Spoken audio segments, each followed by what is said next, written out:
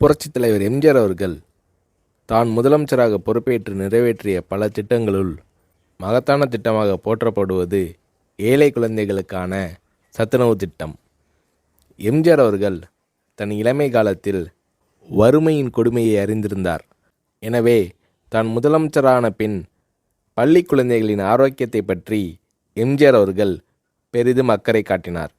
பள்ளிகளில் படிக்கும் ஏழை குழந்தைகள் பலர் சத்தான உணவு இன்றி மெலிந்தும் நோய்வாய்ப்பட்டும் இருப்பதைக் கண்டு மனம் வருந்தினார் எம்ஜிஆர். ஏற்கனவே தமிழக பள்ளிகளில் பெருந்தலைவர் காமராஜர் ஆட்சி காலத்தில் தொடங்கப்பட்ட மதிய உணவு திட்டம் நடைபெற்று கொண்டிருந்தது.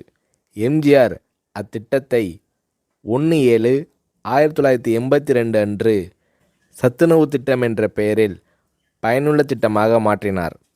எம்ஜிஆர் அவர்கள் சத்துணவு திட்டத்திற்காக 100 கோடி ரூபாயை ஒதுக்கீடு செய்தார்.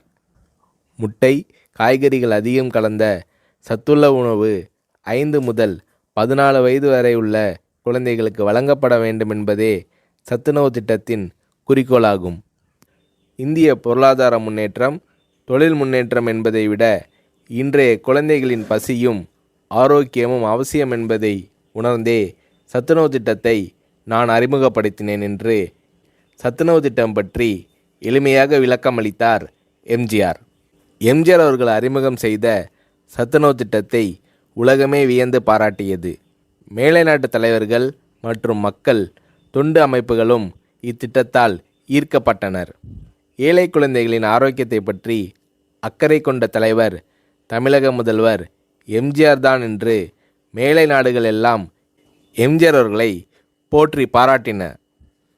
எம்ஜிஆர் அவர்கள் தான் முதலமைச்சராக பதவி வகித்த போது தீட்டிய நல்ல பல திட்டங்களால் எம்ஜிஆர் அவர்களை புரட்சித் தலைவர் என்று மக்கள் பாராட்டத் தொடங்கினர்.